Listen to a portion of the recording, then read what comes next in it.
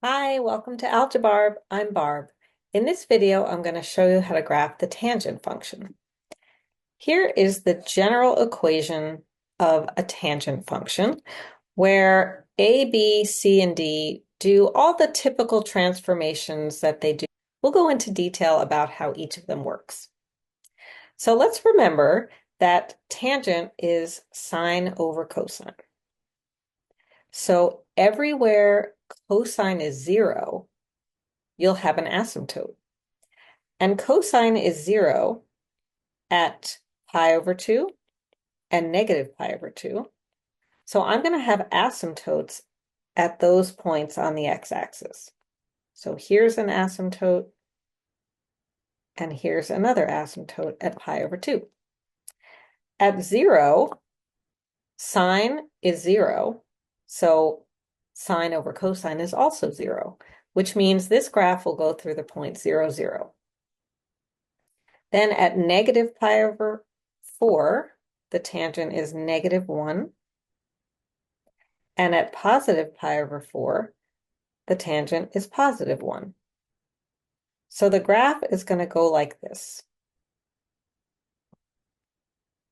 So the A, where it's usually representing amplitude, we can't really talk about an amplitude in a tangent function.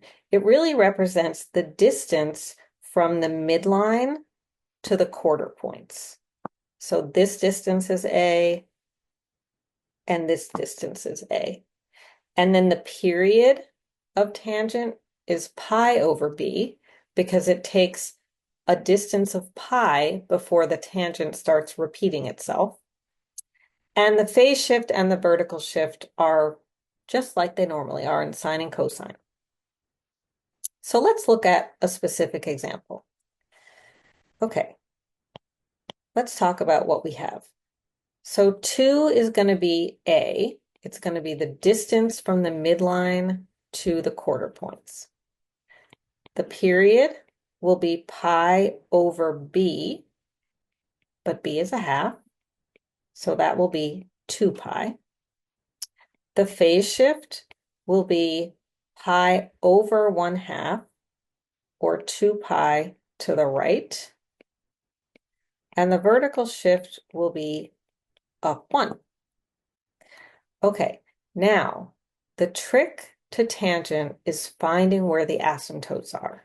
And the best way to do that is to set what's in parentheses equal to where the asymptotes normally are in the parent function.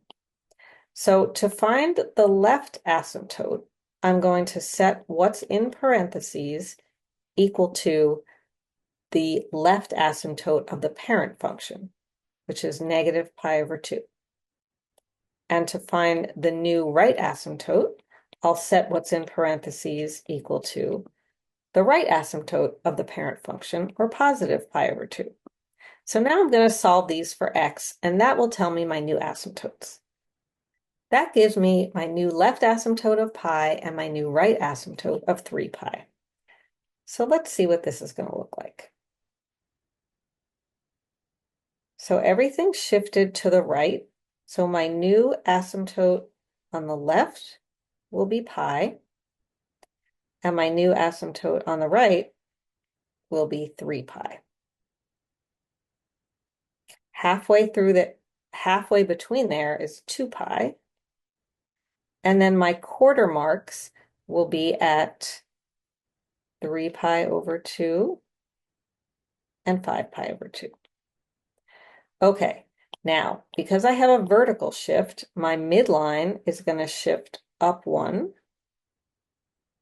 And so I'm going to go through the center, the 2 pi mark at the midline. At my first quarter mark, I'm going to be the amplitude below the midline. So I'm going to go 2 down from here. And at my third quarter mark, I'm going to be the amplitude of 2 above the midline. And then I'll connect my dots. And there it is. I hope that was helpful. We're turning negatives into positives. Have a great day.